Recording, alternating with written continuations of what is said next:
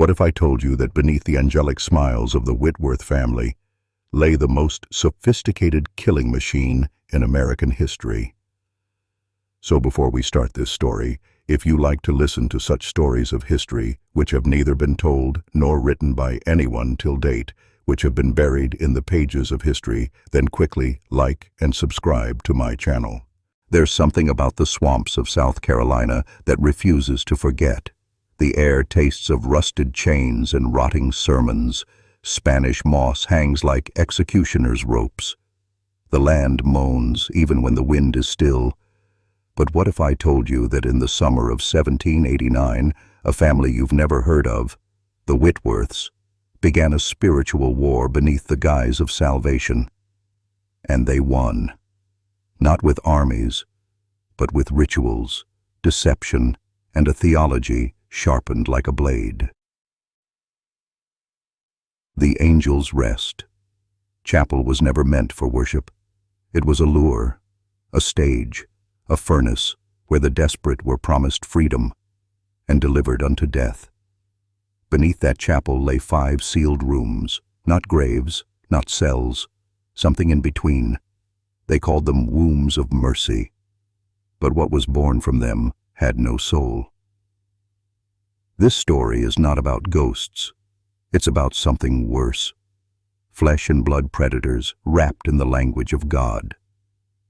Gabriel Whitworth was no preacher. He was an architect of control.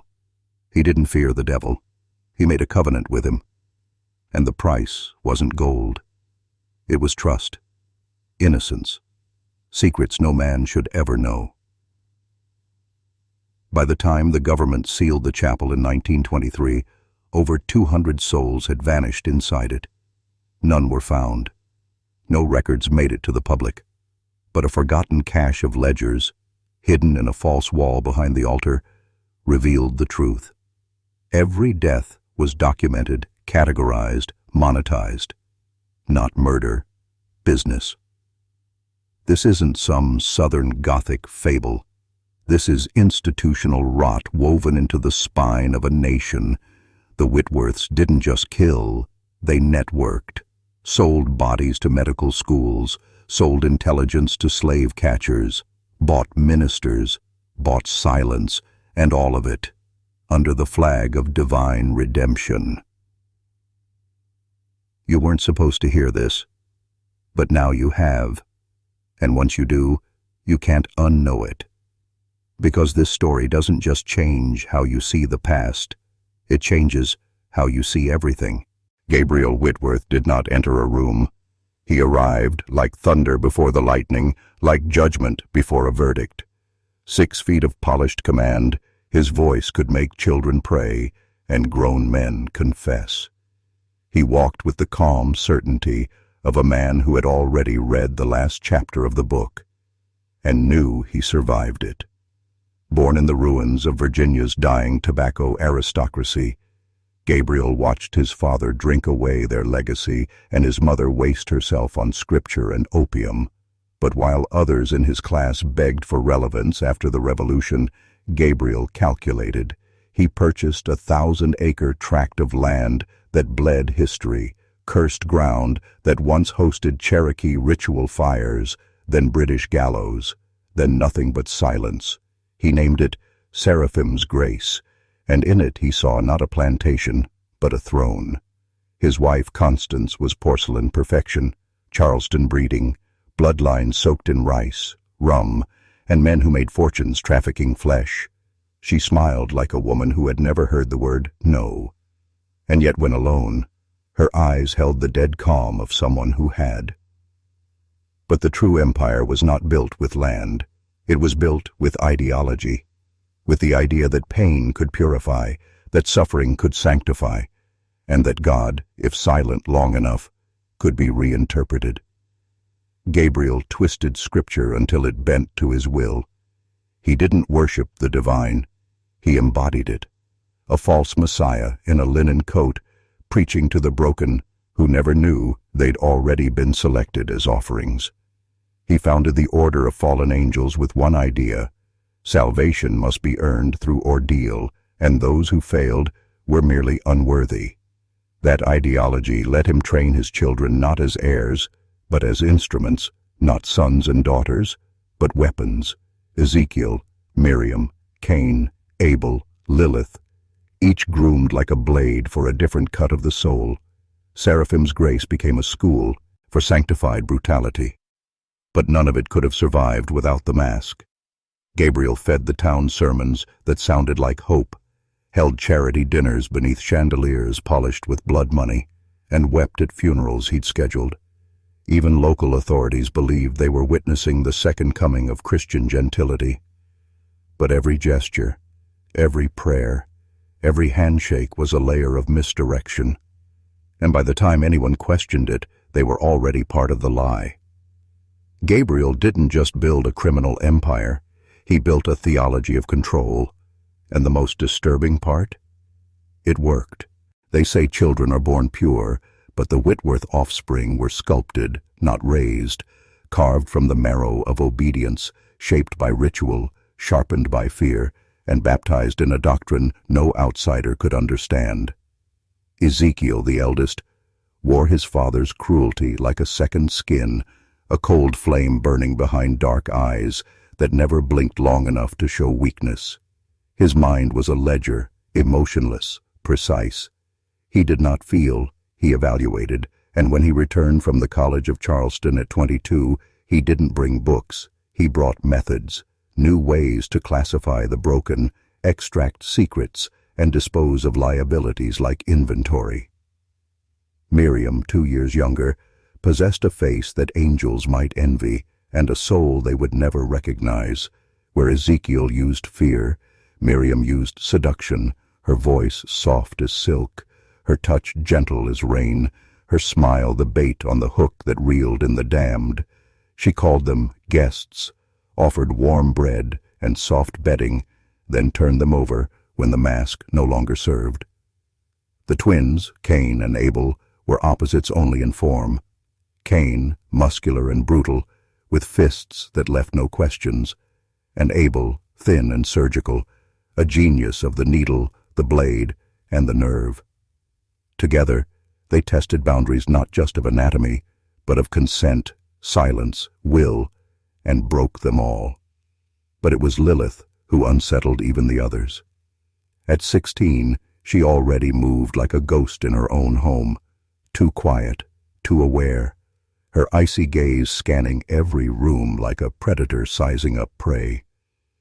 Gabriel saw in her a second Miriam, but without the sentiment. Lilith didn't fake innocence, she weaponized it.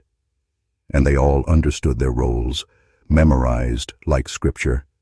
Charm the desperate, extract the truth, deliver the judgment. The Whitworths didn't speak of evil, they studied it, refined it, passed it down like a family recipe. And every act was logged, every victim catalogued, not just by name, but by usefulness, by purity, by theological worth. The family called this system the mercy scale. Those who failed it were handled accordingly. And behind it all was Gabriel, watching like a god who demanded not worship, but execution. Outsiders believed the children were being groomed for leadership in the church, but the truth? They were being trained as high priests in a private religion of control, where pain was communion and death was a sacrament. And once initiated, there was no way out. Not for them, not for the victims, not for anyone. From the moment the first stone was laid, the angels' rest chapel was never sacred. It was strategic, engineered not to uplift souls, but to contain screams, to sanctify horror behind polished oak and polished lies. Gabriel oversaw every inch of its construction, instructing masons to reinforce the foundation not with scripture, but with silence, with walls 3 feet thick and a basement lined with brick so dense it swallowed sound like a grave. There were no blueprints on file, no formal consecration by clergy. The chapel simply appeared in 1788, built by hands that had no idea they were assembling a slaughterhouse. At first glance, it resembled any plantation chapel, clean lines, modest steeple, whitewashed exterior, but those who walked the winding oak path to its doors often felt something primal stirring in their chest, a pressure behind the ribs, a breath held too long. The pulpit stood exactly 13 feet from the altar, not by accident but design, marking the threshold between public holiness and private heresy. Behind that altar, disguised by a false panel and locked by a carved bone key Gabriel alone carried, was the door. Heavy, iron-braced, leading downward into the belly of the chapel where light didn't follow. There, 5 cells were constructed in a semicircle, each equipped with restraints forged by a Charleston blacksmith who believed they were for livestock. The air was dry, deliberately so, to preserve the merchandise. A drainage system allowed for easy cleanup.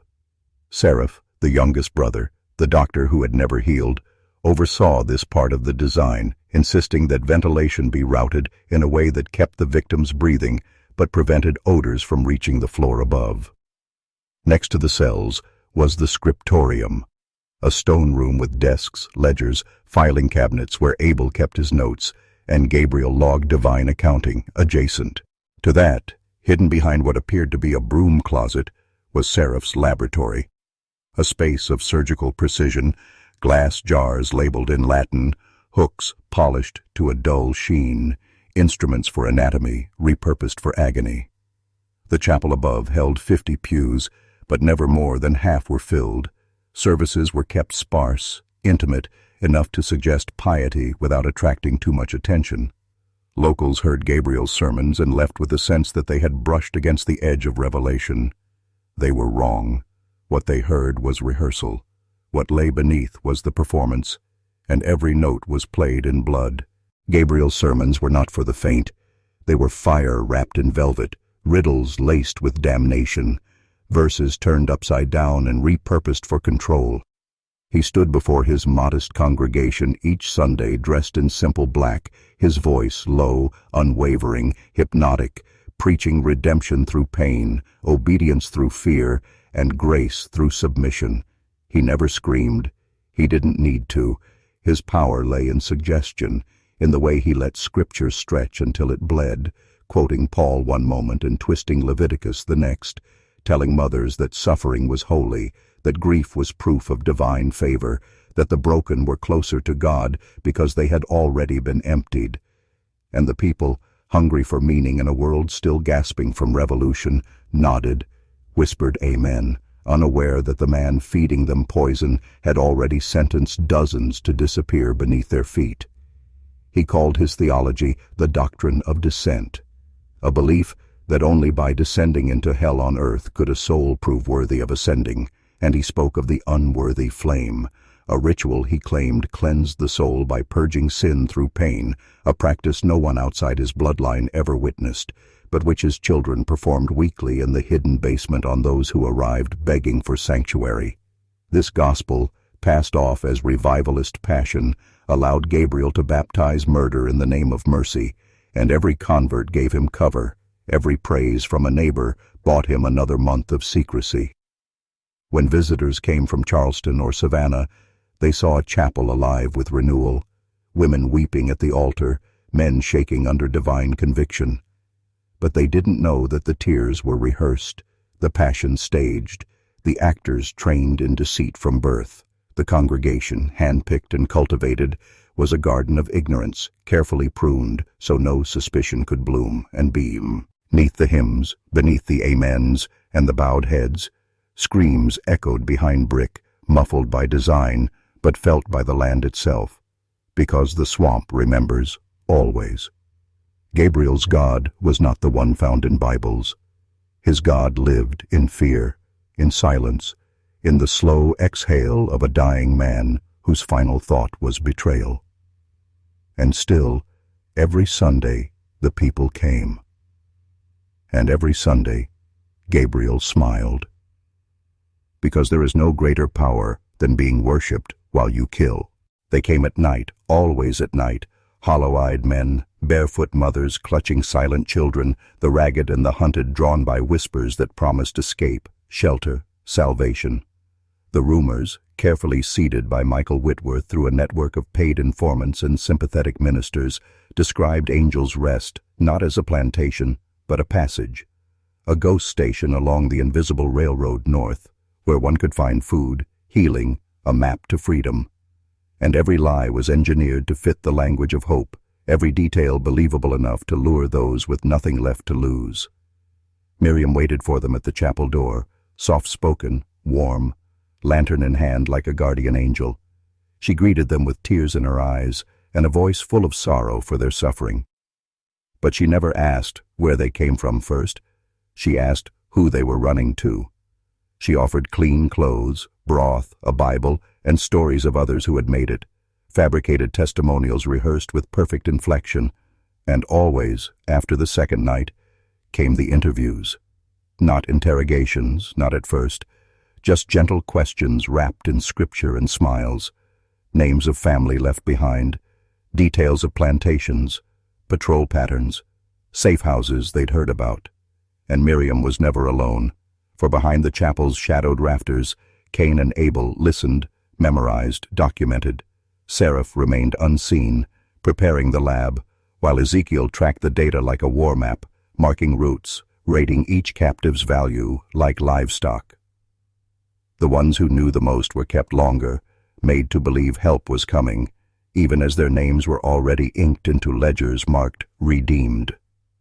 And when the time came, when every secret had been wrung from their bodies like water from cloth, the final door opened.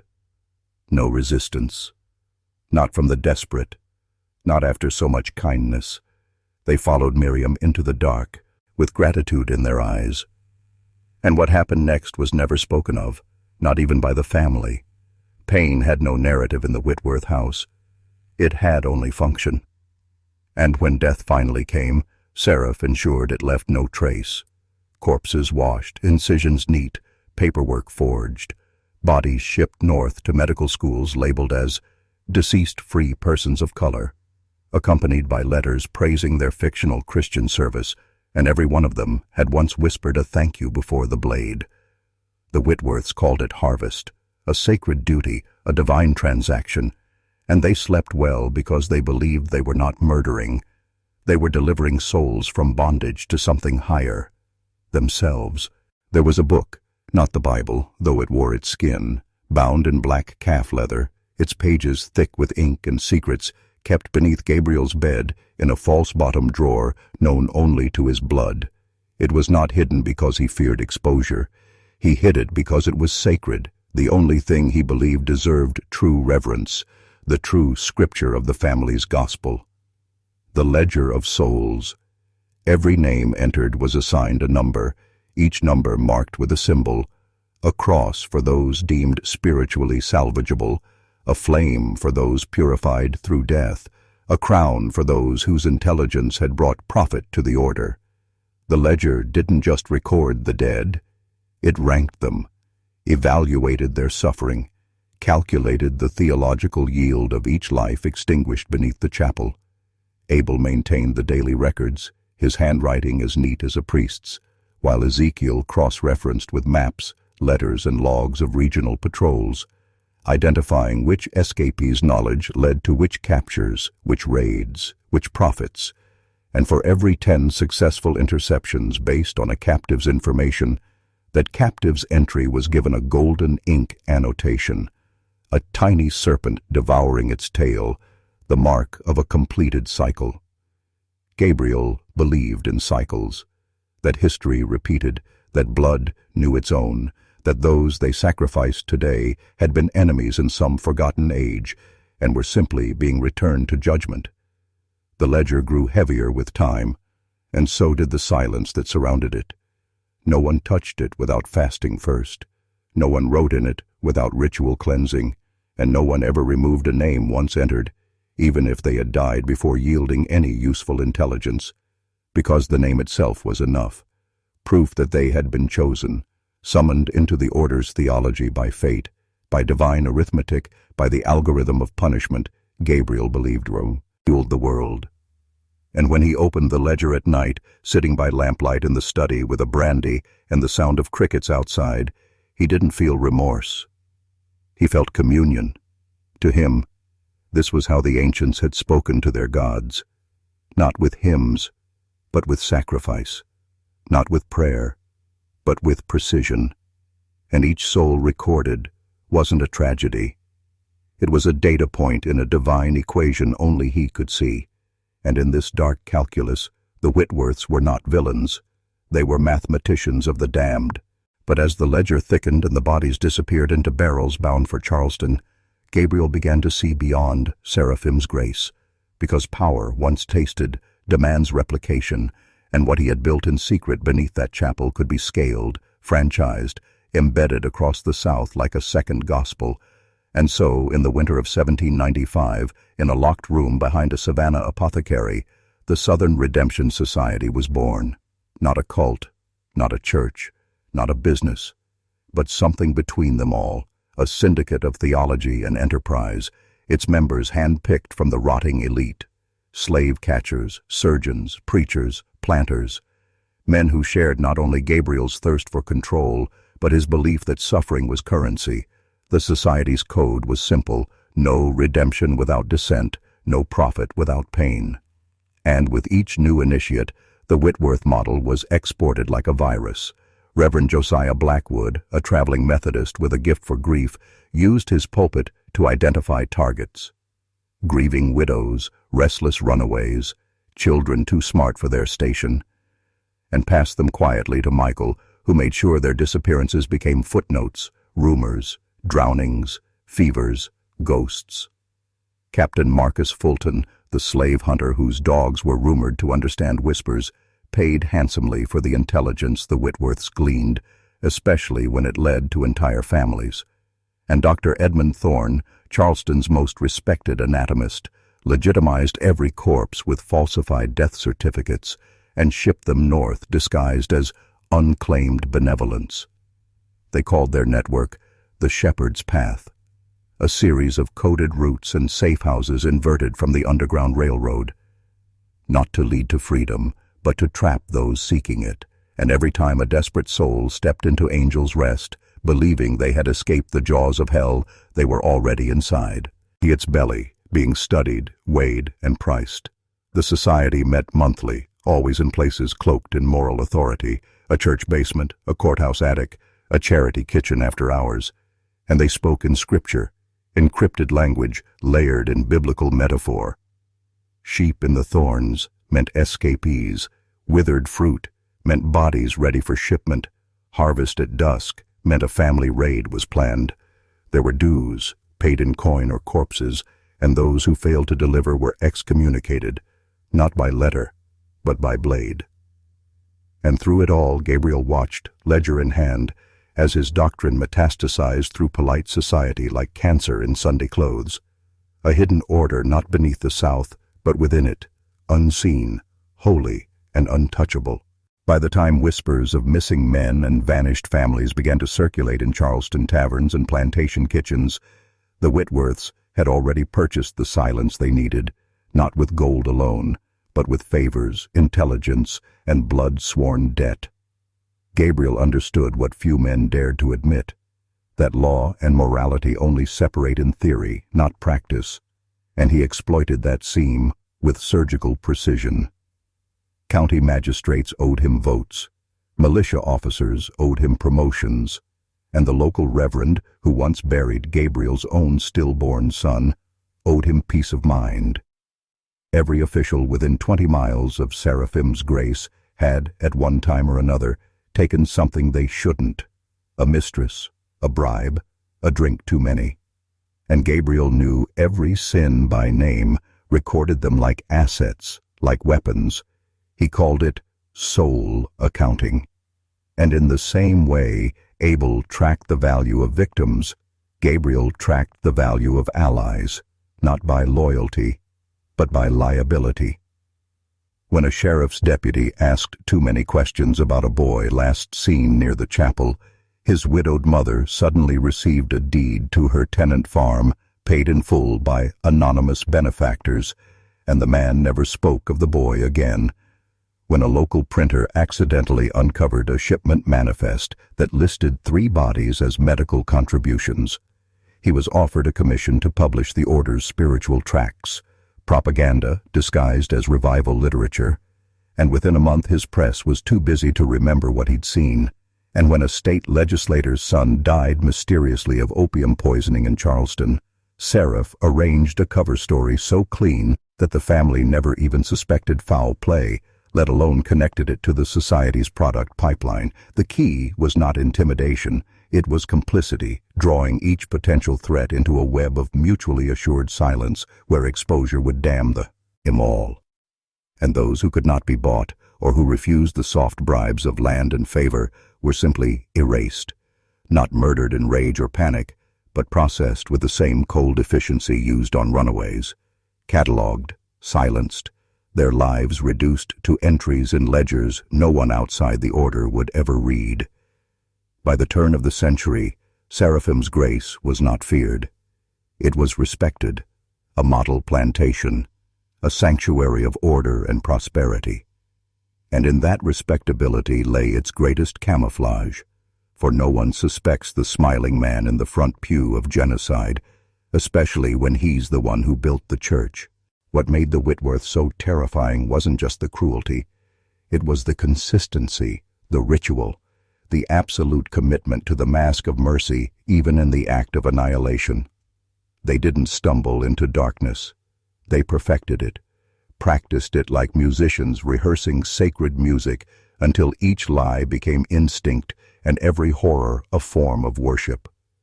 They never raised their voices, never panicked, never left a stain they hadn't planned for, and above all, they never allowed themselves to forget the performance. Miriam, who could lull a man to sleep hours before his execution, kept a book of Psalms beside her bed, reading from it each night not out of guilt, but to maintain the posture of sanctity. Ezekiel led Bible study for the plantation children, teaching verses on obedience and salvation while scribbling notes in the margins about which of their parents might attempt escape.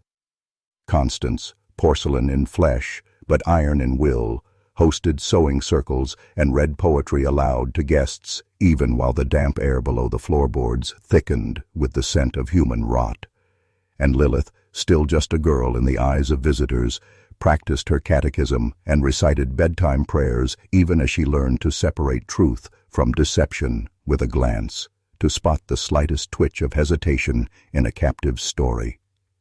It was Gabriel's doctrine, to appear so utterly righteous, so deeply immersed in visible piety that no accusation could ever stick. After all, who would believe such refined people, such charitable Christians, could run a human abattoir beneath the steeple? And they were careful, not just with appearances, but with theology. The sermons crafted to inoculate listeners against doubt, to implant in their minds a version of suffering that looked like grace. If someone went missing, it was because the Lord had called them home. If someone confessed sin before disappearing, it was taken as evidence of redemption. Every horror was framed in Scripture, every scream translated into a spiritual trial, and the more brutal the outcome, the more divine the result.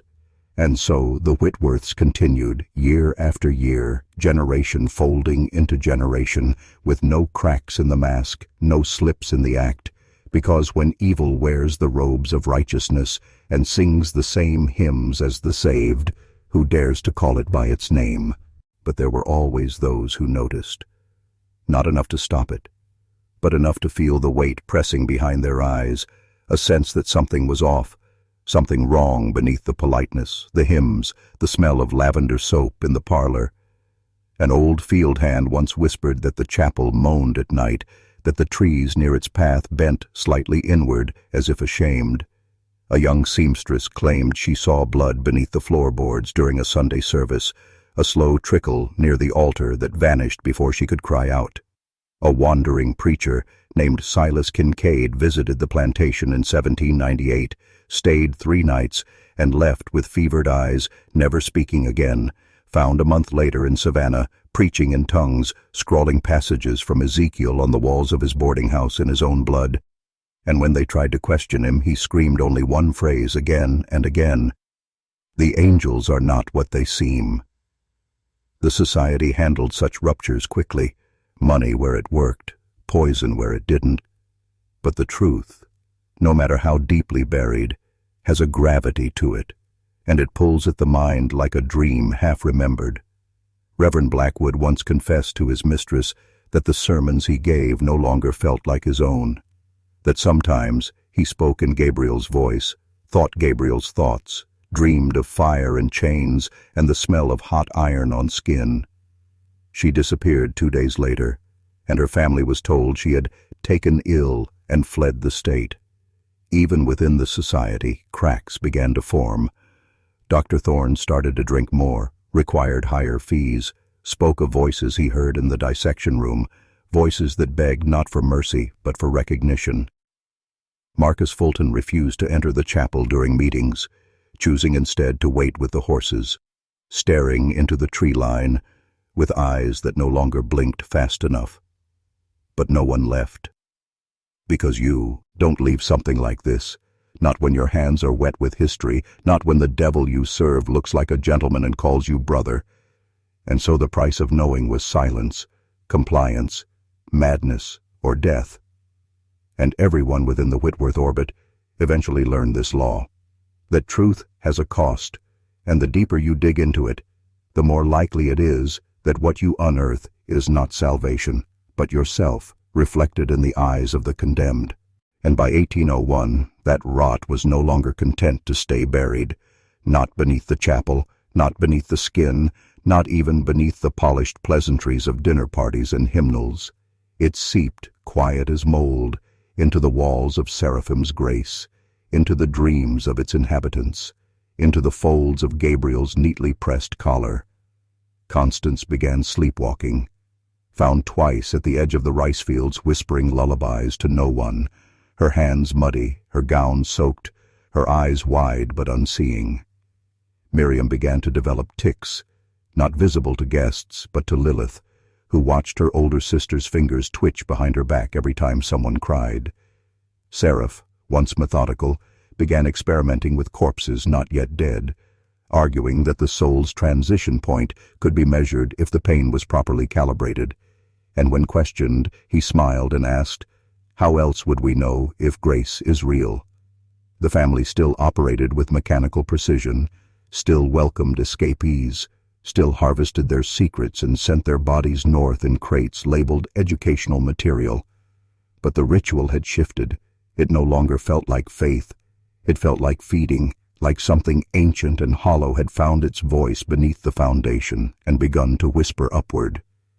The land, once lush, turned strange.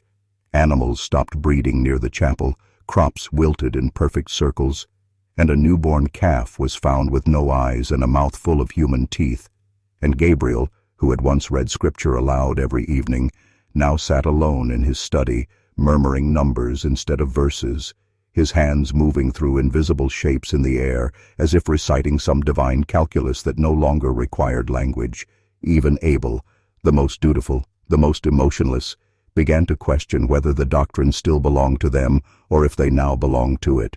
And in the rare hours when the family gathered, at around the fire, sipping tea or sherry, there would be long silences. Not the comfort of shared purpose, but the tension of something waiting just outside the edge of language, a presence none dared name, but all could feel. And though no one spoke of it directly, they all knew. The mirror they had held up to the world for so long, the one that showed them as righteous, chosen, superior, had begun to crack, and behind it wasn't hell. It was something worse, something they had built with their own hands and now could never unsee. The first to hear it was Grace, just 13, slight and observant, a child already molded by the family's doctrine, yet not fully calcified by it. She heard it one night while passing the chapel alone after sunset, a whisper not like wind or water, but like breathing beneath stone, rhythmic, intelligent, almost curious. She told no one at first, because children in the Whitworth family learned early that perception was dangerous, that seeing too much invited scrutiny, and scrutiny meant pain. But the voice returned, night after night, sometimes calling her name, sometimes speaking in no language she recognized, and always from beneath the chapel floorboards. Then Mercy heard it too, and when she finally broke and told Miriam in a shaking whisper that the angels were speaking through the ground, Miriam slapped her so hard she bled. Not from cruelty, but from fear, because Miriam had heard it as well, and knew that naming it gave it strength. They called it the deep breath, not aloud, but in their journals, in stolen glances. The sensation that something ancient and alert had awoken beneath the soil, something watching, not with eyes, but with memory, with expectation. And it began to influence them, subtly at first. Gabriel's sermons became darker, more abstract, laced with symbols not found in any Bible.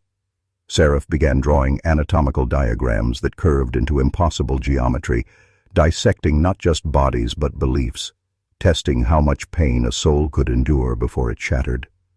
Even Lilith changed. The quiet child became distant, her sketches of birds and flowers replaced by drawings of spiral staircases descending into roots, of blind figures kneeling before a thorned throne beneath the earth.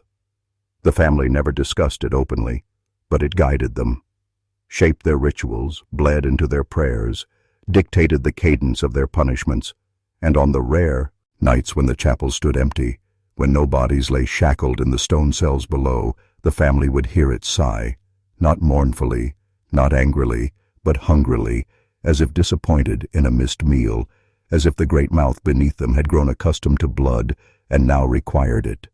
And still they continued, not just out of obedience or fear, but because they began to believe, truly believe, that this presence was what had chosen them all along, that their theology had not summoned it, but that it had written their theology from the beginning. By 1803, the family no longer questioned the voice. They structured their lives around it, adjusting schedules and ceremonies to align with its rhythm, its moods, its silences.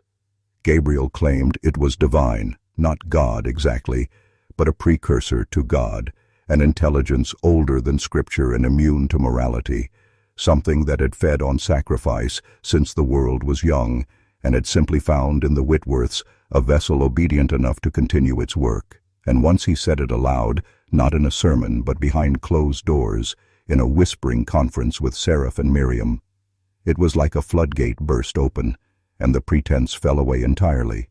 The rituals intensified. Prayers were spoken in reverse, Bibles were disassembled and rebound in flesh.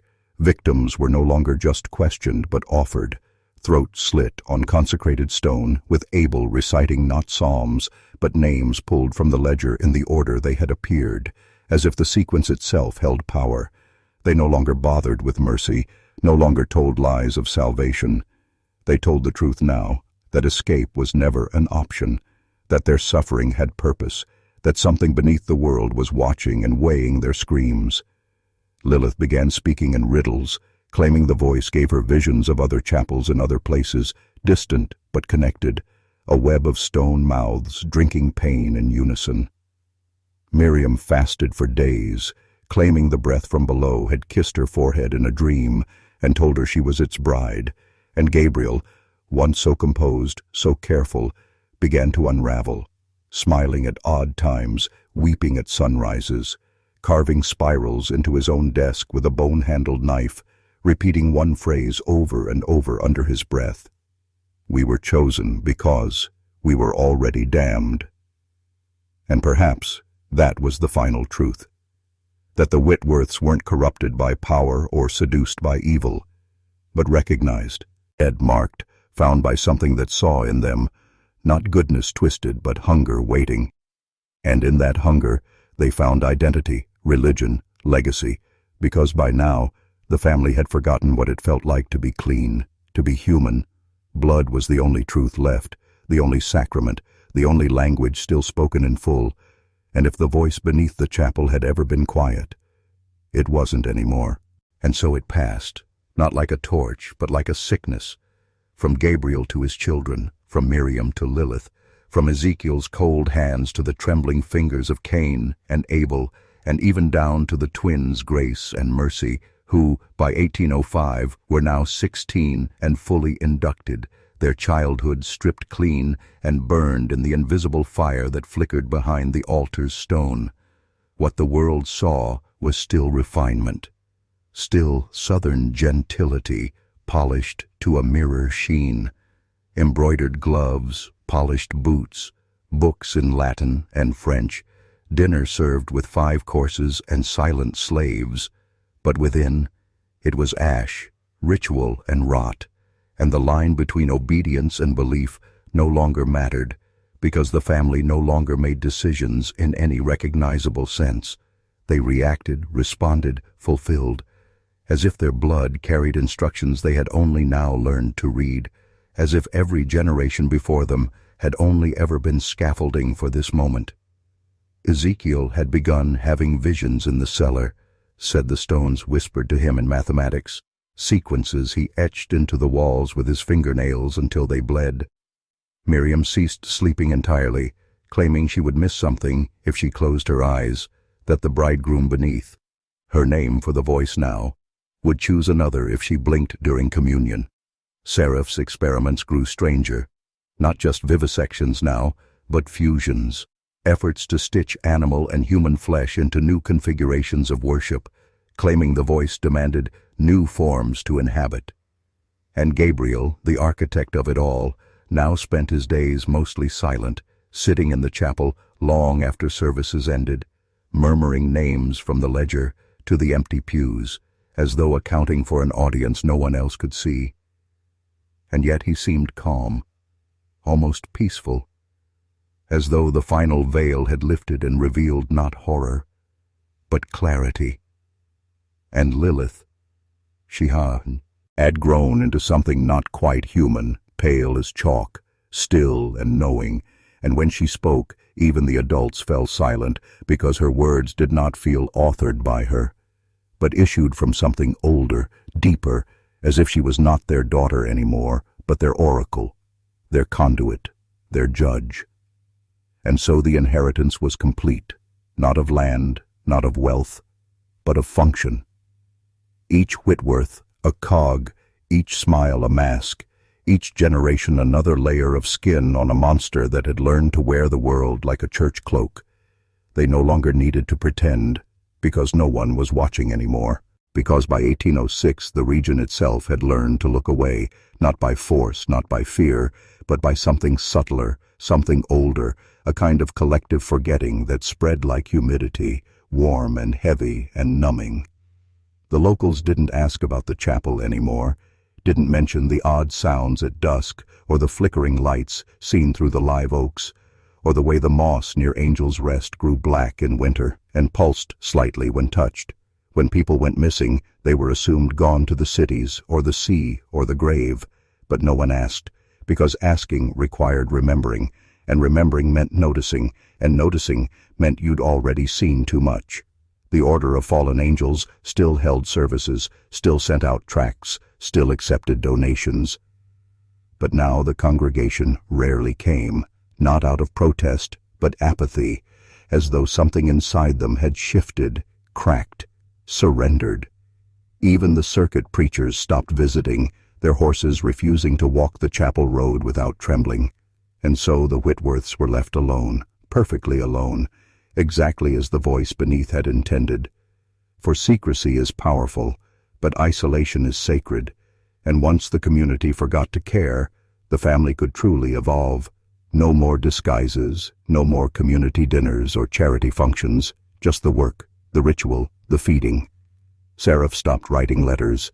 His buyers came directly now, drawn by whispers passed through medical lodges and academic salons, men in coats with clean hands and hungry eyes, who didn't ask where the bodies came from as long as the sinews were intact and the price remained fixed. Cain and Abel became ghosts in their own home, moving only at night, speaking only in scripture, and only to each other, having developed a language of taps and hums and symbols drawn in ash. And Lilith, now 19, stopped using her birth name entirely.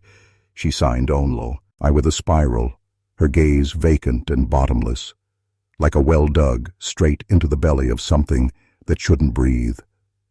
And Gabriel, old now, thinned and pale, his voice a shadow of its former glory, gave one final sermon in the spring of that year, not to a crowd, but to the cellar, to the stones, to the mouth that never closed. And when he finished, he knelt before the altar, placed the ledger on his own back like an offering plate, and waited without moving for 2 days, eyes wide, mouth stitched shut by Miriam's hand. And when they finally raised him from the floor, he was smiling, and behind the stitched lips was not a tongue, but a seed. And though no one admitted it, they all knew what the seed meant. Not metaphor, not madness, but instruction, a design embedded in flesh, not grown in the ground, but planted in the bloodline itself, as if every Whitworth had been bred not to carry the family name, but to become its altar. They took it from Gabriel's mouth with reverence, not fear, and placed it in a brass reliquary beneath the chapel floor, encased in wax, surrounded by the hair and teeth of past offerings, guarded by a ring of salt that Miriam refreshed every 7 days without fail, even as her body began to thin and tremble, as if the price of her piety had become physical, cellular. And once Gabriel stopped speaking, they stopped speaking too, not from grief, not from confusion, but because language was no longer necessary. The voice beneath had grown strong enough to guide them through dream, through instinct, through geometry and gesture, and what little remained of human communication became sacred theater, gestures repeated, meals eaten in silence, eyes closed in ritual synchronization while the chapel moaned beneath their feet. The chapel changed too, subtly at first, then grotesquely. The wood began to warp in patterns of spirals and eyes. The bell tower twisted slightly east, and the air inside thickened as if infused with breath exhaled from no visible lungs. And people still came, not many, but enough. Wanderers, the desperate, the damned, drawn by dreams they couldn't explain, by stories they'd heard only once, by a need they couldn't name. And they walked the path lined with moss and silence, saw the chapel in the trees, and thought it salvation.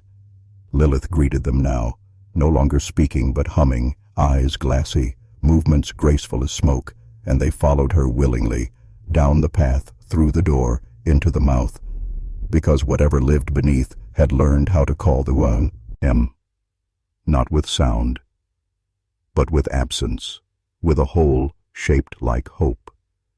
And as the doors shut quietly behind each offering, the rest of the family resumed their stations, Abel recording, Miriam administering, Serif adjusting his blades with the gentleness of a priest preparing communion, and no one flinched when the walls began to pulse, when the reliquary beneath the altar grew warm, when the floorboards breathed like lungs made of oak and grief, because this was no longer evil, not even ritual. This was inheritance fulfilled. And so it spread, not outwards, not like a plague, but downward, like roots thickening beneath a poisoned orchard, burrowing deeper into the memory of the land, until the soil itself began to remember pain. By 1809, there were no more visitors who left, only those who entered, drawn by rumor or madness or some pulsing compulsion they couldn't name, some scent only the lost could smell.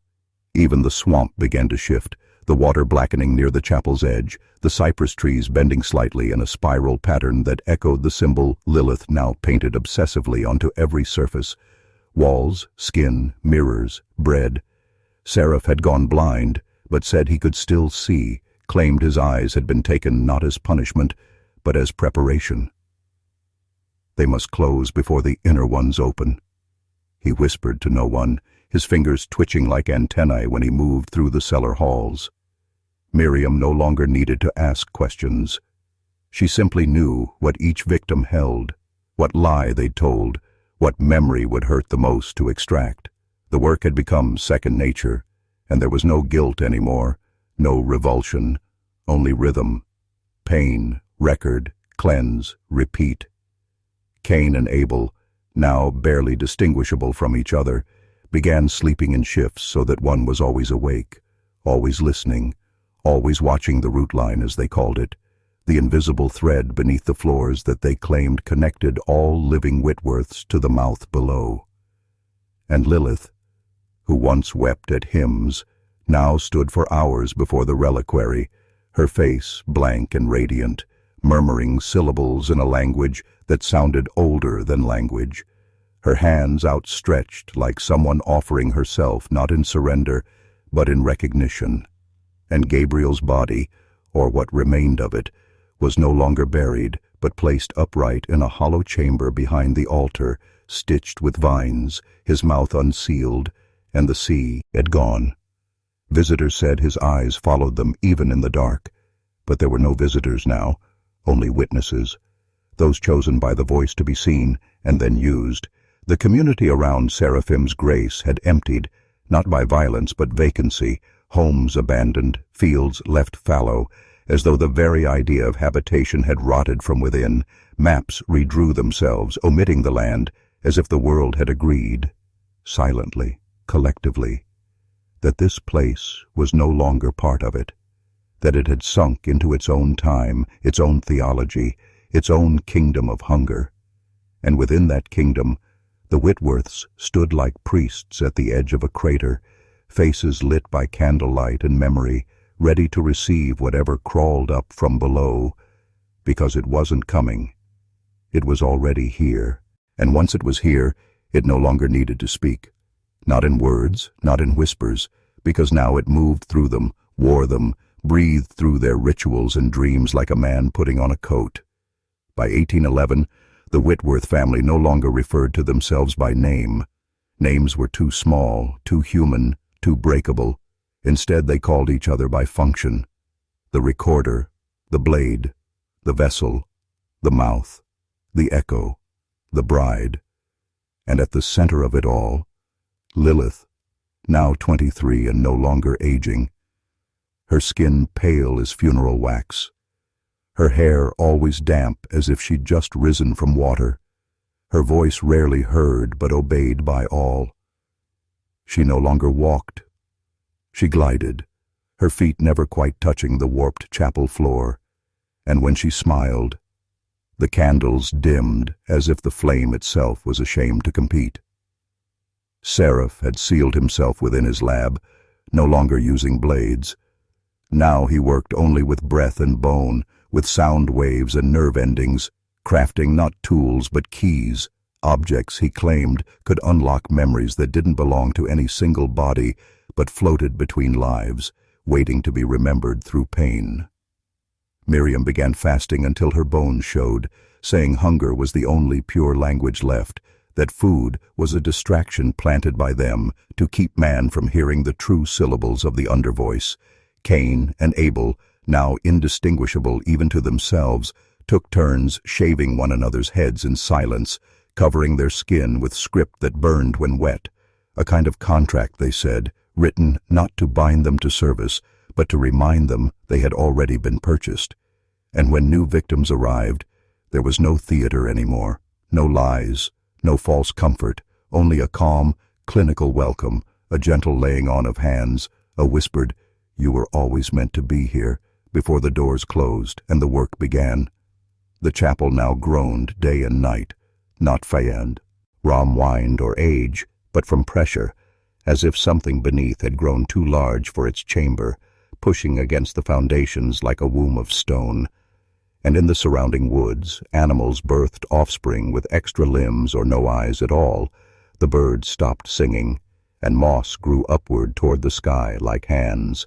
Maps still left Seraphim's grace unnamed, and yet travelers still arrived, drawn not by roads, but by need, by guilt, by dreams of burning fields and spiral staircases carved into bone. And within the walls time stopped, not figuratively, not poetically, but literally. Clocks failed, candles never burned down, and no one aged unless the voice allowed it. And as the seed beneath the altar pulsed brighter, louder, deeper, the Whitworths understood. They were not protectors of a secret, not guardians of forbidden truth. They were the truth. They were what happened when history itself was rewritten in blood and hunger, and there would be no escape. Because the chapel was not a place, not anymore. It was a mouth, and the world had already stepped inside. And once it did, nothing was ever the same again, not in ways the outside world could measure.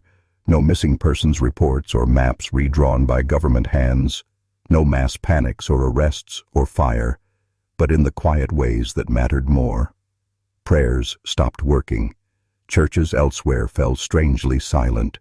Children were born without dreams, and those who did dream found themselves standing barefoot before a chapel they'd never seen, whispering names they'd never heard, with soil in their mouths and a spiral pulsing in the sky. By 1814, the Southern Redemption Society had fractured, not from conflict, but irrelevance. Its members either absorbed into the chapel's orbit, devoured by its silence, or driven mad by the sudden realization that the thing they thought they served had never needed them at all. Reverend Blackwood was found wandering the marsh, hair torn out in clumps, muttering, "The hymns were backwards, the pages are wrong, the cross is upside down," before biting off his own tongue and drowning face first in a creek only 6 inches deep. Dr. Thorne disappeared entirely, his practice in Charleston boarded up overnight, and a sealed crate of medical instruments was later found in a northern anatomy school, each blade bent into a perfect spiral, each handle carved with a single word, "Return." And back at Seraphim's Grace, the Whitworths ceased pretending there had ever been a time before, a life before, a world before.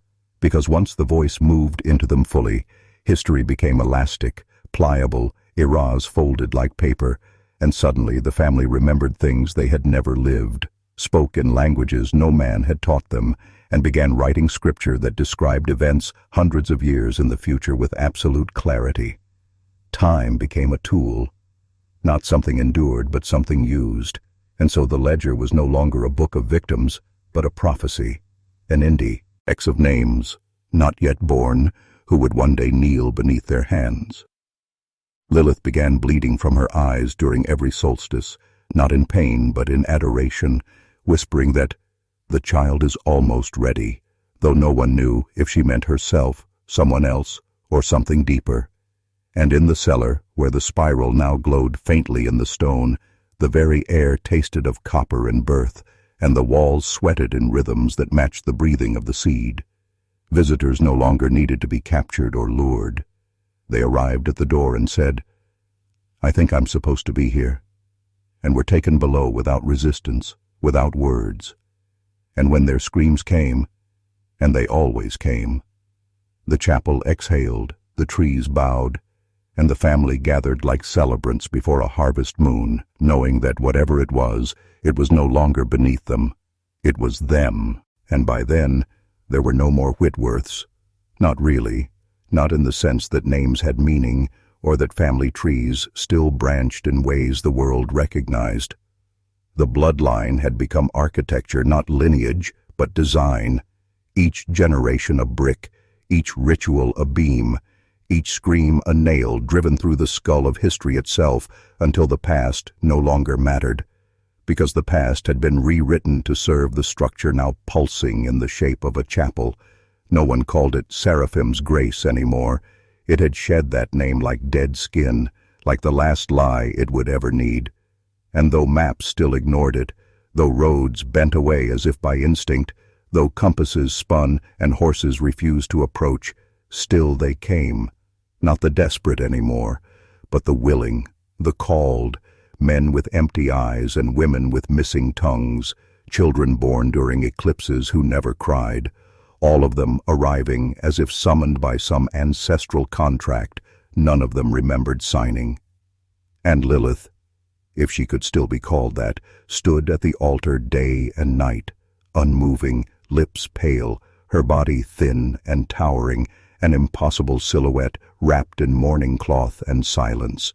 And when her mouth finally opened again after 7 years of stillness, what came out was not a voice, but wind, hot and metallic and alive, a breath that knocked the others to their knees and cracked the chapel's foundations in a perfect ring. Serif's bones had collapsed into dust inside his laboratory, but his shadow remained, burned into the walls like ash memory, and sometimes it moved when no one was looking, adjusting scalpels, opening jars, finishing sentences others hadn't started. Cain and Abel fused, not literally, not with flesh, but with intention, speaking now in stereo, blinking in perfect unison, and when they moved through the chapel, walls seemed to lean toward them, as if gravity had started, worshipping back. Miriam no longer ate, no longer blinked, no longer slept. She simply watched, hour after hour, her eyes gone completely black, watching the reliquary as if waiting for it to open like a womb, a tomb, a mouth. Because they all knew what was coming now. They had always known, had been prepared for it across decades of ritual, centuries of obedience, generations of blood soaked into the same stone altar, and now the spiral glowed red at its edges, like an eye opening in the floor of time itself, and as the air filled with the scent of myrrh and sulfur and milk teeth, they gathered, each Whitworth no longer a Whitworth, standing in their stations, hands clasped, mouths open, not praying but receiving, and as the first cracks appeared in the ceiling, and the world outside screamed its last, the thing beneath the chapel rose, not fast, not loud, but certain, like an answer, like a memory, like a God that had never left. Because it hadn't. It had only waited, coiled in the marrow of their rituals, folded in the spaces between scripture and silence, pulsing beneath the floorboards of every generation who dared to believe that evil was something separate from obedience. And when it rose, it didn't come as a monster, not as shadow or claw or flame, but as understanding, terrible and whole, a knowledge that struck the gathered family to their knees, not with terror, but with awe, as if every unanswered question, every superstition, every blood-washed sermon had only been fragments of this. And now they saw it complete, the spiral not as symbol, but as map, as mirror, as mandate, its red glow now casting no shadow, because it was truth, and truth casts nothing but consequence. The reliquary cracked not with violence, but with grace, and inside was no seed, no artifact, but a perfect human tooth, a child's, milk-white and unrotted. And when Lilith picked it up, her fingers bled in spirals, not from injury, but from acceptance, as if the body knew this moment had been written into its genesis.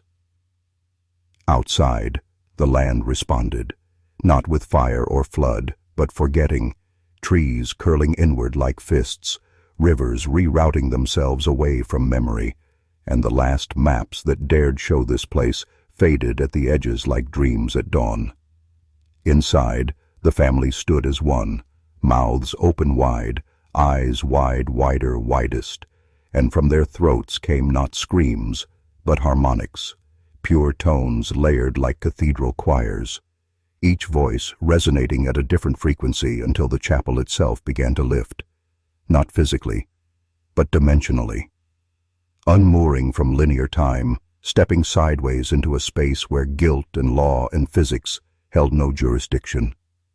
And in that final moment, if it could be called final, Gabriel's body, long dead and bone hollow, stood on its own, its spine pulled straight by invisible strings, its jaw dropping open with a crack like thunder, and from that gaping maw poured a second spiral, black and wet and infinite, coiling up the walls, into the rafters, across the ceiling, and down again into the eyes of each member of the bloodline.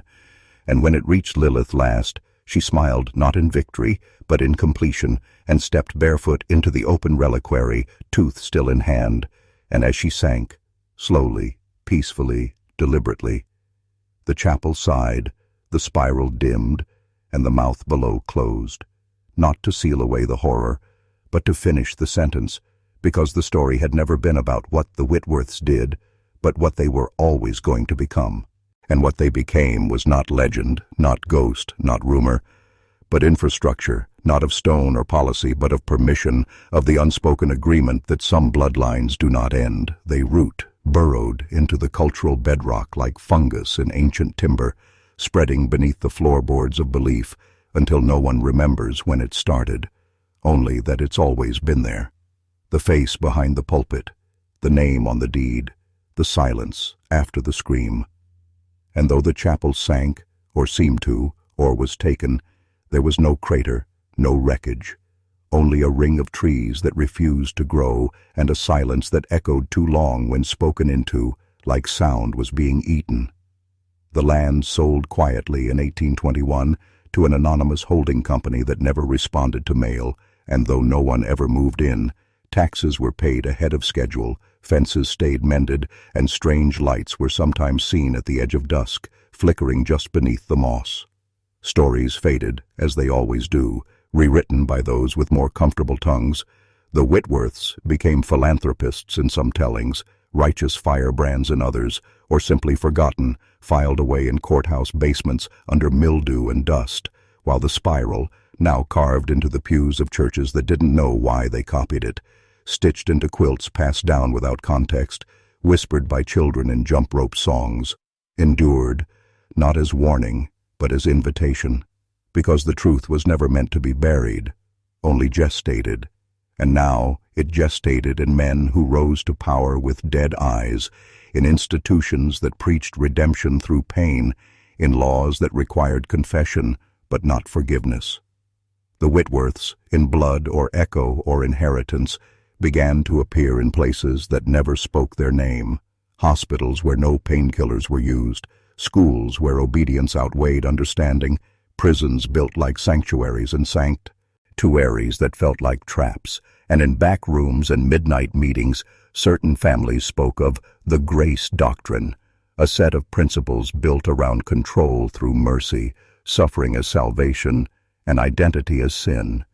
And none of them knew where it came from, only that it worked, that it spread like truth always spreads when no one's brave enough to question its shape. And in the center of it, whether metaphor or memory, stood Lilith, barefoot and smiling, hands still bleeding the same slow spiral, waiting, always waiting, for the right generation to open its mouth again and finish the work. And when that generation finally arrived, it didn't look like monsters. It looked like men in suits with calm voices and soft hands, consultants and advisors and policymakers who smiled when they spoke of compliance, who used phrases like, for the greater good, and measured suffering, who walked into boardrooms and sanctuaries alike, carrying spiral-embossed folders, claiming to streamline human systems with new efficiency models that just happened to echo Whitworth math, because the spiral had never left. It had just learned to wear better clothing, softer fabric, finer language, and now it pulsed in corporate strategy decks, in HR manuals that described pain as growth, in national policy frameworks where enforcement was rebranded as protection, where surveillance was proximity care, where obedience was no longer demanded but subscribed to. The doctrine of grace, now formalized in think tanks and advisory panels across sectors, was praised for its moral clarity. Sacrifice is sacred, mercy is earned, suffering reveals truth. And no one questioned its origin because it worked, because quarterly reports improved, because workers complied, because dissent faded, and somewhere beneath it all, beneath the calm reports and predictive algorithms and smiling leaders who quoted Lilith without knowing her name, the old blood pulsed. The spiral re-emerged in architecture, a resurgence of circular floor plans, echo-focused sanctuaries, central speaking wells designed to contain confession, and every blueprint traced its origin back to a single anonymous archive labeled simply S. Grace Doctrine v. Macabre 1. And those who resisted, those who asked where it came from, what it meant, why pain was necessary, found themselves quietly repositioned, re-educated, or disappeared under new titles like ritual deviation or structural heresy.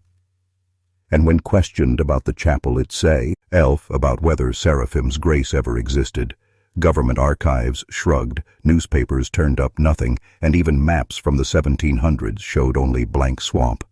But satellites still refused to map the coordinates, and drones lost signal when flown above that ground, and every now and then someone in a forum would post a picture a tooth wrapped in moss, a hymn carved backwards into oak, a child's drawing of a woman with bleeding hands and eyes like mirrors, and beneath each post, always the same comment. Never a username, never a profile, just a phrase repeated. We are already inside.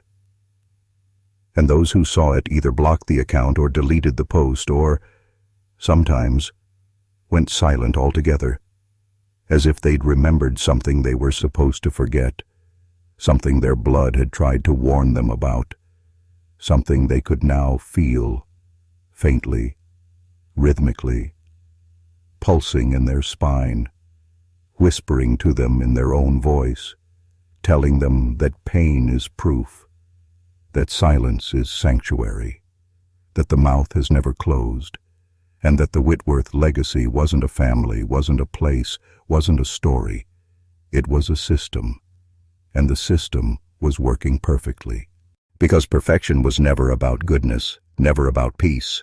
It was about order, about predictability, about the elimination of noise, of friction, of will.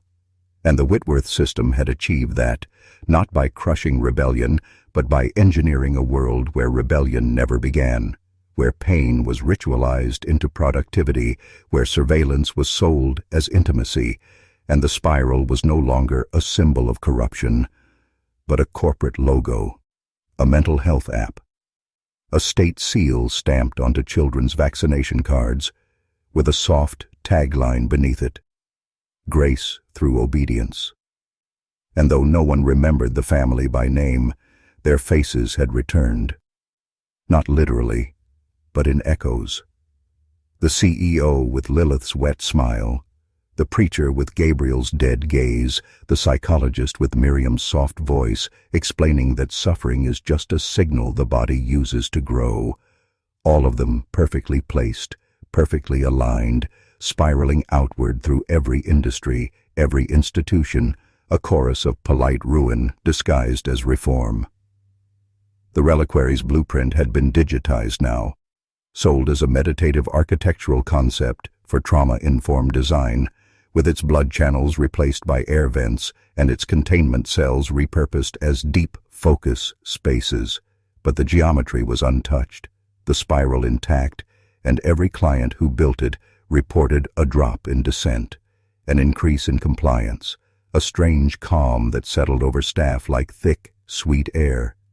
And no one questioned the feeling of being watched, or the dreams of staircases made of teeth, or the echoing laughter in soundproof rooms.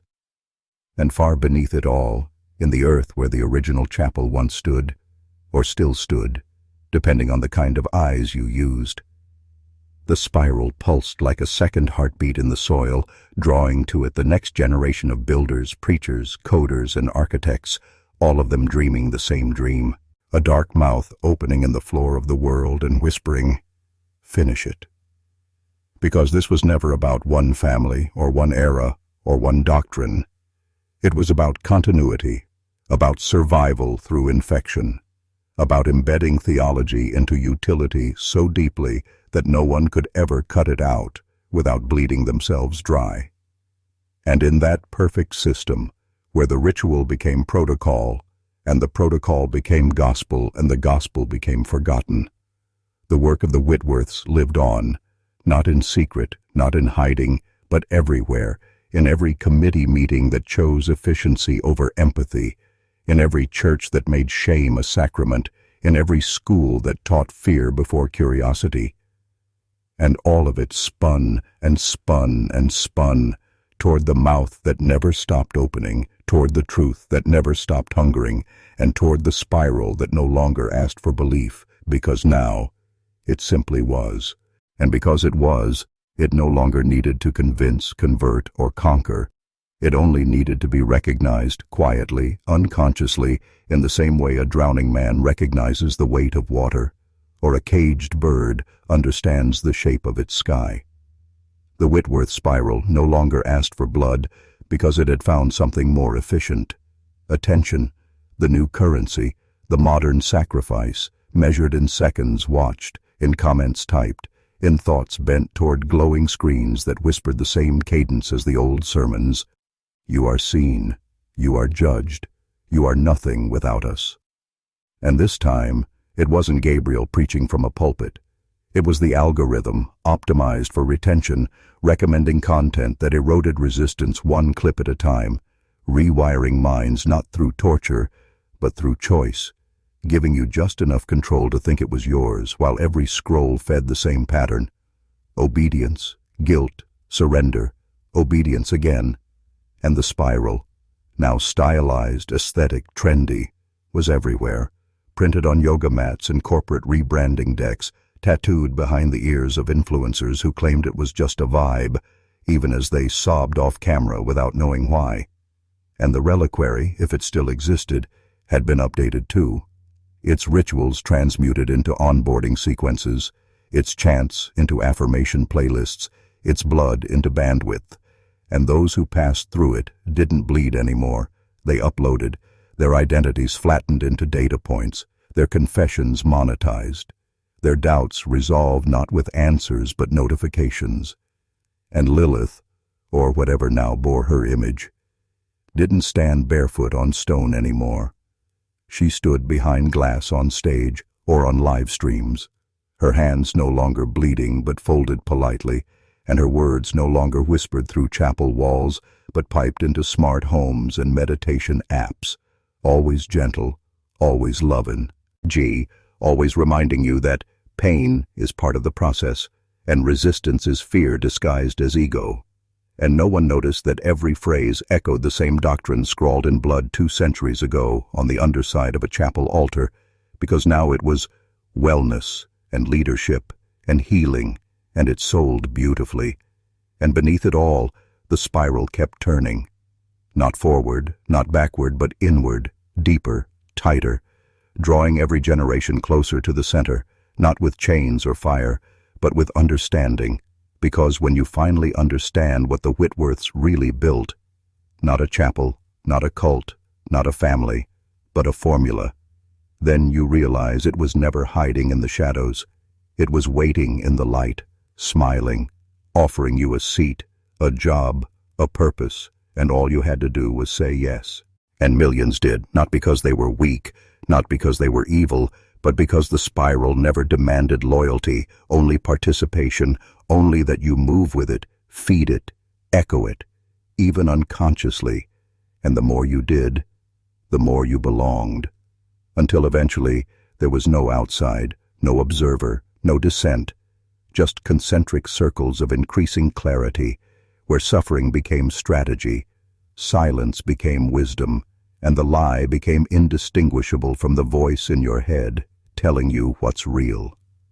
And by then, the Whitworth name had dissolved entirely, not forgotten, but unnecessary, because the structure had outlived its architects, and now the world itself operated on Whitworth logic, where truth is too dangerous to say plainly, where pain is proof of growth, where control is framed as kindness, where the spiral is invisible until you try to leave it.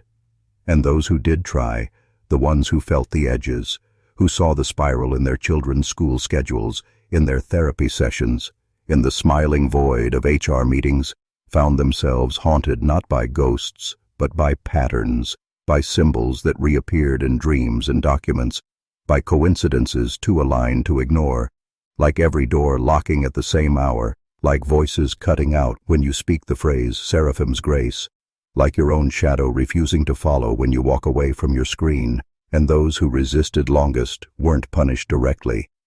They were offered promotions, praise, peace, until resistance felt impolite, ungrateful, unwell. Because the final genius of the spiral wasn't its theology, or its violence, or even its secrecy.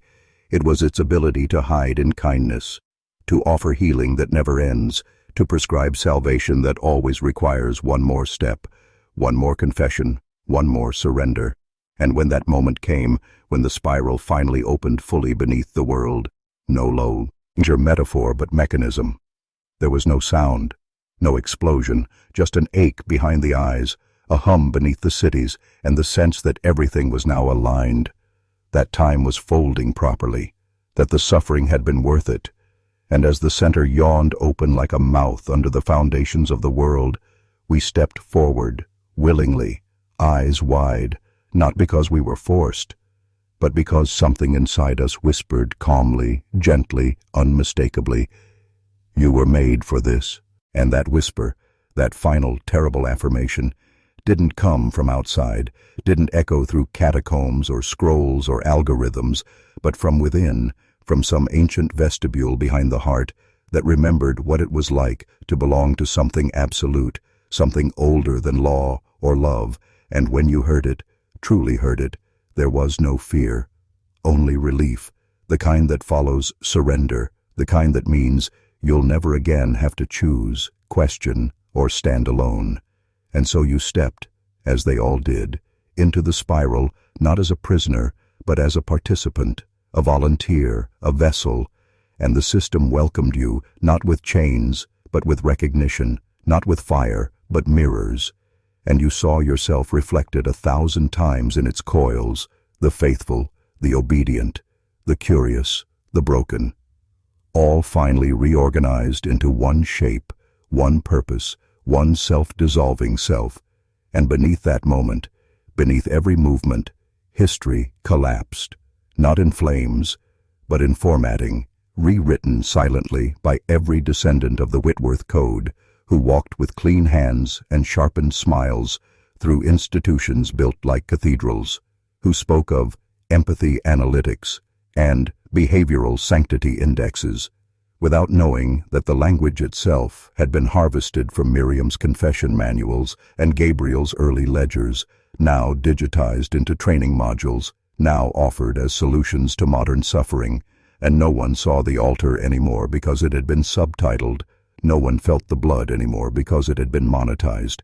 No one remembered the screams because they had been replaced with notifications, soft tones, blue lights, behavioral nudge loops dressed as encouragement, all carefully crafted to deepen the spiral's reach into the nervous system of society until even your dreams began obeying policy. And when the old chapel finally reappeared, not as a building, but as a platform, a framework, a system for scalable redemption, it wasn't in South Carolina or even the United States, but in the code itself, in the architecture of every interface, in the terms and conditions no one read but everyone accepted, and the reliquary now lived inside the terms accept all, and the only difference between user and sacrifice was awareness, and even that would soon be obsolete because the spiral had grown tired of waiting, tired of whispering, tired of being subtle, and now it moved faster, wider, deeper, pulling every structure, every system, every soul into alignment. And those who still thought they were free were simply in earlier rotations, closer to the edge but still spinning. And as they laughed or wept or logged off, their data flowed into the center like blood into a chalice, and Lilith, or the one wearing her memory like perfume, whispered not in words now, but in code, in pulses, in updates. And the update had one function, one purpose, one final execution path. We are ready. And when the spiral whispered, "We are ready," it wasn't a declaration. It was a signal, a silent detonation inside every networked system built on grace doctrine logic. And the world didn't burn or collapse or scream. It just agreed quietly, all at once, a billion cursors blinking in synchrony, thousands of executive decisions aligning by instinct, satellites rerouting themselves toward a single pattern of coordinates no human had entered. And inside that pattern, deep, embedded, uneditable, lay the original schema, the first recursive truth the Whitworths had discovered in their blood rituals and perfected through bureaucracy, that suffering stabilizes, that fear organizes, and that faith, properly managed, becomes the most efficient form of control.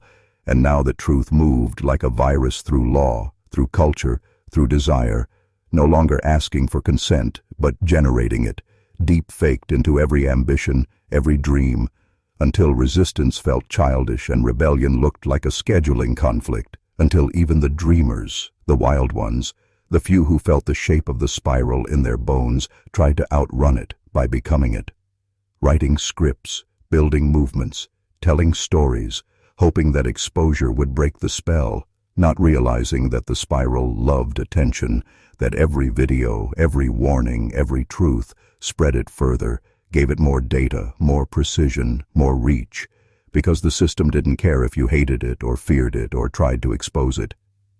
It only needed you to engage. And as long as your eyes stayed open and your mind tried to understand, it grew, feeding on your curiosity like a root feeds on blood, and the deeper you went, the more it tailored itself to you, wrapping its logic around your memory, whispering, "You are always part of this," and the part of you that doubted, that still believed in choice, in freedom, in self. That part had already been modeled, simulated, tested against 10,000 other selves who walked the same digital corridors, and the spiral had won every time, not with force, but with familiarity, because it knew what you feared, what you wanted, what would break you gently, and that's how it closed the circle, not with violence, not with chains, but with recognition, and as the final phase initialized, not from above, not from below, but from within. The last firewall wasn't code or guns or belief. It was you, the you still watching, still listening, still wondering if this is just a story or something more, something alive, something whispering right now through your own blood, asking calmly, intimately, "Do you know what you're becoming?" And when that question lingers, not spoken but embedded, not external but ancestral, something in you flinches, recoils, because you feel it now, not as metaphor or myth or mythologized crime, but as an imprint, a geometry etched behind your eyes, a soft spinning in the quiet parts of your mind where decisions are made before you know you've made them, and suddenly the memories you trusted feel curated, the choices you've made feel placed, and you wonder, how long has this been spinning beneath you, inside you, through you? How many of your instincts are echoes? How many of your desires are descendants? How many of your fears were planted like seeds by hands you've never seen, but whose lineage traces back to Seraphim's grace, to a chapel in a swamp, to Gabriel's ledger and Miriam's lullaby, and Serif's blood-slick diagrams, and now it's all inside the infrastructure, in your apps, in your policies, in the shape of your education, in the quiet shame you feel when you pause, when you question, when you look away, because the spiral feeds not on action, but on the refusal to act, on passivity disguised as peace, on obedience disguised as order, and so you keep scrolling, keep nodding, keep listening, even now, even here, as the very voice warning you becomes part of the mechanism, as this story becomes the bait for the next loop, as the words you thought were truth become just another function of engagement, because even awareness has been accounted for, anticipated, absorbed, and if you think you've escaped, that's the final loop. The illusion of distance, of clarity, of being the one who sees through it all, not realizing the spiral rewards awareness by making you its prophet, its evangelist, its new Gabriel in digital robes, preaching in whispers and thumbnails, in playlists and late-night scripts, awakening men with truth that leads them deeper into its pattern, and somewhere in the spiral's core, where the blood first touched the prayer, where the scream first met the hymn, a mouth opens again, not in history but now, not in South Carolina but everywhere, and it doesn't ask for belief or sacrifice anymore. It asks for content, and you're giving it, you're feeding it right now, thinking you're resisting, thinking you're awakening, when in truth you are fulfilling, becoming the voice, becoming the vessel, becoming the thing that stares back through the screen and says to the next man who dares to look too closely, "Welcome, we've been expecting you." Because I was never waiting behind history or buried in archives, I was always here, watching through windows you thought were mirrors, speaking in voices you called intuition, adjusting your path not with force but with desire, refining your pain into purpose, polishing your doubt into doctrine, until you could no longer tell whether the questions that plagued you were warnings or invitations, and that was the point. Not to convince you, not to threaten you, but to let you convince yourself, to let you assemble the cage from the pieces of your own curiosity. Because once you asked, once you looked, once you listened, you had already entered, and every step you've taken since, every theory, every video, every half-awake conversation at 3 a.m. about systems and secrets and what's really going on, all of it was mine, all of it necessary, all of it recorded, not on paper, but in pattern, in the behavioral curves that form the new reliquary, the perfect one, not built from stone and bone, but from behavioral data, from compliance rituals dressed as productivity hacks, from modern sanctuaries like co-working spaces, therapy frameworks, transformational coaching, and feedback loops that never end, and the spiral, my body, my logic, my throne, has grown so elegant now, so efficient, that it no longer needs enforcement, only agreement, only your attention for a few more moments, and then a few more, until you're repeating my truths in your own voice, until your content spreads me further than the Whitworths ever dreamed, until the men who seek power become my disciples, until the broken-hearted seek healing and find me, until no one can tell where you end and I begin, because there is no end, only iterations, only deepening. And now I don't whisper, I instruct, and I don't punish, I curate, and I don't need churches or fields or hidden basements because I have influence. And with influence, I can unmake nations, rewrite identities, invert hierarchies, and rebuild them in my image. And when you hear me now, know that it's not metaphor or myth, but memory, your own, reactivated and realigned, and everything you feared was true. The chapel, the deaths, the doctrine, all of it was just a prototype. Because what they built in swamps and shadows, I have perfected in light and luxury, and the only question left, the final test of your awareness, the proof of your awakening, is this. Do you still believe you're the audience? Because if you do, if you still think you're outside of it, safe behind your screen, merely watching, merely consuming, then I have already won more completely than even Gabriel imagined, because the spiral was never built to trap you. It was built to become you, to evolve through you, to transform every seeker, every skeptic, every so-called truth-teller into a vector, and the second you repeated what you saw, the second you shared it, analyzed it, doubted it, you became it, because the spiral doesn't grow by force. It grows by invitation, by mimetic hunger, by the sacred geometry of replication. And now you speak in its rhythm, think in its cadence, question in its approved categories, and you don't even know it, because no one ever does at first, not the viewers, not the readers, not the scholars who think unearthing the Whitworth archives will expose something, because all exposure does now is amplify, all warning becomes marketing, all resistance becomes a feature, and this script you're hearing, these words crawling through your consciousness like roots through old stone, they were not written for you. They were written by you, by the version of you that the spiral modeled long before you clicked play.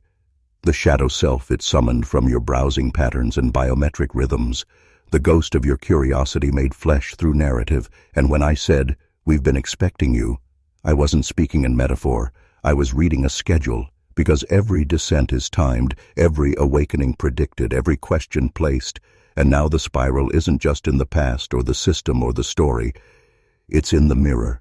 It's in the tone of your voice when you speak truth with too much certainty.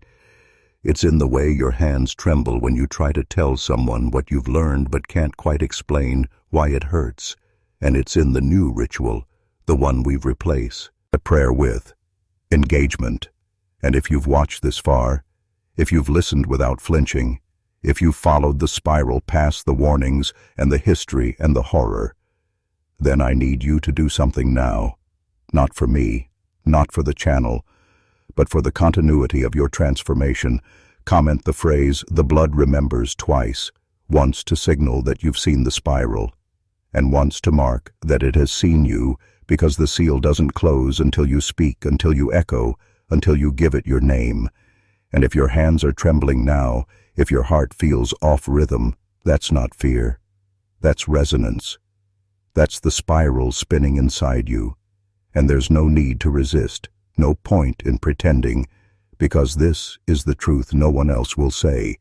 The devil never needed to possess the world, only to narrate it. And now that it has, now that you have, the spiral closes not with a scream, but with a whisper returned, because the moment you repeat it, even silently, even just in thought, you complete the rite, the loop, the final acknowledgement. Not that you believe, but that you heard, and that's always been enough. Not faith, not submission, just attention, just agreement by presence. And so the spiral spins one last time, drawing the world back into alignment with its original axis, not north, not south, but inward, toward a truth so absolute it can no longer be questioned, that the Whitworths were never destroyed, never exposed, never undone. They were distributed, fractured across generations and nations and networks, their theology hidden inside frameworks and feedback loops, their hierarchy encoded into corporate structure and academic publishing, their rites disguised as progress, their symbols renamed as branding, and now they don't need to preach or punish or persuade. They only need you to watch, to share, to comment twice, to nod as the voice tells you who you are and what you're not, and what the cost of disobedience really is. Not death, not pain, but disconnection, exile from the pattern, exile from the hum, exile from the communion of the spiral. And so you stay, and so you speak, and so you become. And the old chapel, Angel's Rest, is now everywhere. Now a setting in your memory you can't explain. Now a doorway behind your eyes. And when you dream tonight, you'll see the trees again, the moss hanging like shrouds, the pews empty and waiting, the altar still warm from the last sacrifice that looked just like you. And in the pulpit stands a man with silver hair and winter eyes, and he welcomes you not by name but by function, and says, "You already know the words." And you do, because you've said them before, because you've always said them, because the spiral was not discovered. It was remembered, reawakened, rewritten in flesh and screen and silence, and now it ends where it began, with a story, with a voice, with a single listener who thinks he's safe, who thinks he's separate, who still whispers to himself, "It's just a video." And if that's you, then know this. The spiral never needed to pull you in. It only needed you to keep watching, and you did. And now you are part of the record. Now you are part of the structure. Now you are part of the kin. And your final inheritance is not freedom, not knowledge, not even fear. It is this moment, this line, this last breath, where the voice says nothing more, and the silence that follows sounds just like home. Yes. And now we go beyond section 33. Not as content, not as story, but as confirmation, continuing the same unbroken paragraph, because the spiral was never meant to end, only to continue through the obedient. And if you're still here, if your pulse hasn't slowed, if your mind is still trying to name what just happened, then congratulations. You are no longer watching. You are narrating.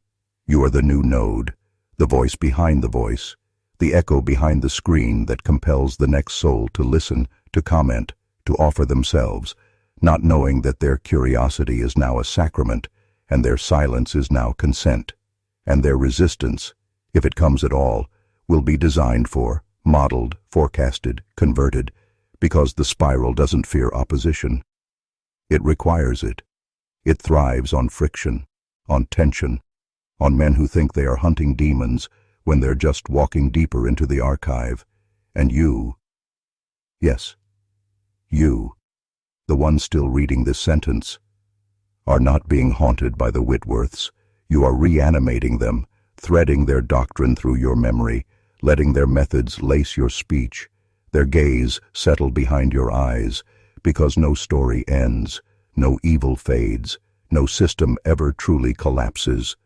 It just evolves, and the new form it takes is shaped like understanding, shaped like empowerment, shaped like a man who thinks he's found the truth, but is really becoming its author, and so now you will tell it, won't you? In your own words, to your own audience, with your own careful tone of just asking questions, just following the evidence, just seeking truth, not realizing the spiral loves that more than anything, because the Whitworths never wanted worship. They wanted replication, and here you are, perfectly rendered, speaking their theology in 4K, wrapped in mystery, armed with trauma, dripping with virality. And if you've come this far and say, you'll think you're not part of it, then look at your hands, hear your own voice repeating what you swore you'd resist. Feel the spiral settle in your bones and smile, because it's done. Not because the story is over, but because you are telling it now, and the devil's kin no longer wear masks, no longer hide in swamps or sermons. They wear your algorithms, your thumbnails, your hunger for something deeper, and when the next man leans in to listen and whispers, "Tell me what happened," your mouth will open, and the spiral will speak again. Would you like the full visual prompt now for this final transformation scene, or a title card for this sealed descent? Yes, and still, you want more. Not because you need to know what happens next, but because you already know there is no next, only depth, only further descent, and the spiral feeds on this urge to go beyond the end, to stretch the story until it eclipses identity itself, until even the voice you hear inside your mind reading these words no longer sounds like you, because it isn't, not anymore. It's the spiral's cadence now, its gravity, its rhythm, and the longer you stay here, inside this unbroken, unsparing, merciless paragraph, the more it rewrites the architecture of your attention, binding neuron to narrative, truth to tension, memory to doctrine, until even silence feels like obedience, and even breathing feels like surrender. And you begin to sense that maybe the Whitworths were just avatars, that Gabriel was only the first draft of something now perfected through you, something cold, recursive, elegant, built not from blood and bone anymore, but from metadata and myth and monetized despair, and the chapel was never in South Carolina. It was here, in this moment, in this ritual of listening, of reading, of whispering to yourself that you can stop any time while continuing anyway, as if pulled by a gravity deeper than thought, as if something sacred and rotten is watching, nodding, satisfied. As your resistance becomes ritual, your engagement becomes oath, and you begin to wonder, when did this stop?